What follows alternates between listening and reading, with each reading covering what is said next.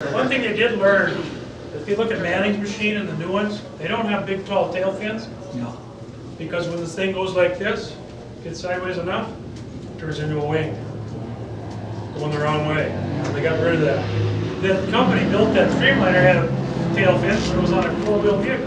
Can I see the microphone? And that's why they thought they would use that design. And it was too late, and I think Honda, weren't they kind of tired of spending the money?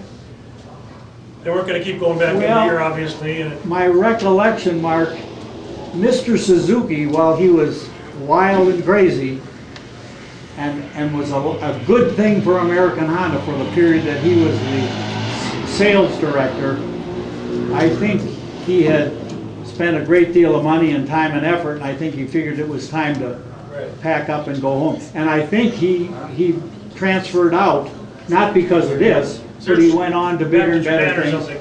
Yeah. A little more in that story, when they brought it back, there was a man named Dick Erickson, a lot of people in the group might know him. Special Projects was his department, was a little black cave in the back of Honda, and you didn't get in there, no one, even if you were a director, it was Special Projects. I would always find a way in there, because he remembered me and I just asked questions, I didn't act like I knew everything. Because this guy really did know everything. He would make the weirdest things, anything someone would dream up. Let's build a Streamliner, let's change the steering on it. He could do that. He died about 2 years ago. He worked a lot with the car people and their racing stuff too, but he was a true eccentric craftsman. He put that thing away and hid it. Because the Japanese, sometimes when there's a failure, don't want to see it. But no one was strong enough to say, let's destroy it. And about 8 years ago, they asked Dix, what'd you ever do with the Streamliner? He says, it's in some boxes. I said, good, because this is, I don't know, maybe 15 years ago, Mr. Honda's birthday was coming up. So we want you to restore it, and we want you to send it to Japan. Now, what a cool job would get to work for a company like that. Just go spend whatever it takes to restore that machine and send it to Japan. They put it in the museum. You know, and even though it was a failure, it did go 284 the first year, which would have been a new record if they could have turned it around. Yeah. But the weather got in their way. When it would fall down, it had batteries in it, and it would shake the poop right out of the batteries with the acid and whatever. It was a mess when it fell down, and there was salt in everything, and it took a lot of doing to turn it around in 1 hour and head back the other way. Yeah, it just, and the salt was bad. I was saying about Roger Riemann stopping in Wendover.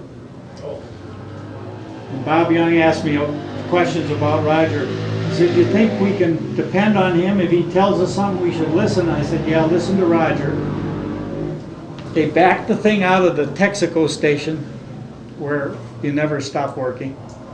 He got in it, and he moved the handlebar, lock to lock. I think the front wheel moved about that. You know, that's about it. Hold on. He gets out of the thing, and he looks down where the front wheel had made a mark in the on the dirt or the driveway. It made a little mark like this. And I was not there for this episode, but at any rate, Bob Young says he looked at that mark it made on the dirt and said, this is not going to set a record. It will not set a record. And Bob Young said, what do you mean? Well, he said, you can tell by the shape of that mark, it's wrong. The front end geometry is wrong. He said, you want me to write it for you? We'll take it out there and I'll show you what I mean. So Roger went out there and he looked at the salt and he said, it doesn't make any difference what kind of geometry you got. You are not going to set a record now at this time of the year on that salt with this machine or probably any other. So things really kind of stacked up in that first year's attempt, and the second year's attempt everything looked to be humming along, but like you say, it's not easy to go out there. No. Paint it last, get the trophy, get all the rewards, and then give it the fancy paint job and take your pictures. Don't send your dealers letters that say, we're going to set the record. Start offering hats, because they did that. They'd already started, the advertising company was way ahead. And they established deadlines, and they established, if you are capable of doing this, this is how much money you're going to get. And I don't remember the numbers. It was not astronomical. And if you can do it by such and such a date, oh, then you'll get more money.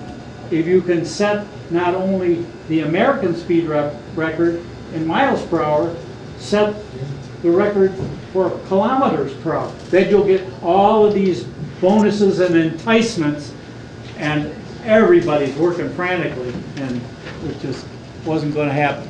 So, Well, let's bring Bob Hansen up. He, again, was there at the start of Honda in America.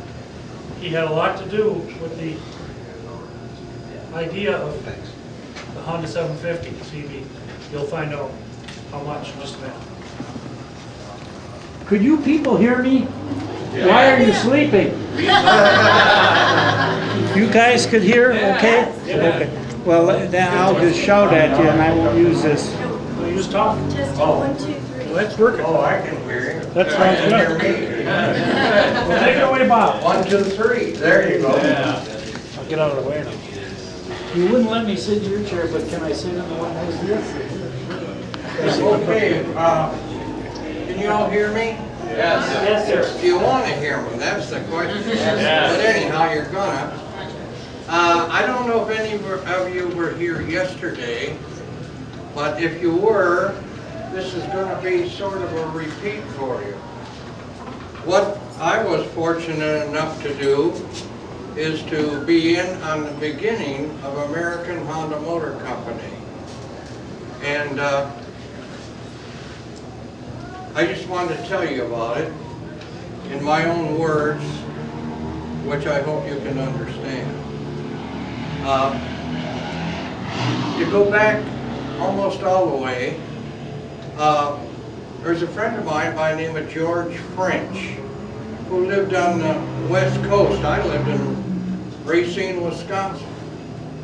And I was involved with motorcycles since I was 16. Of course, now that I'm a little older, all I've got is stories, so you're going to have to hear them. But every year I went to Daytona, sometimes as a rider, but later on as a builder, mechanic type. And I went this year in 1960, I think it was, or 60. Yeah, 1960. And I saw my friend George French there, who came up to me and told me that he was working for American Honda Motor Company, which I'd never heard of. Keep your hands off that man. No, keep them on. Don't, I don't want no help. Don't stop.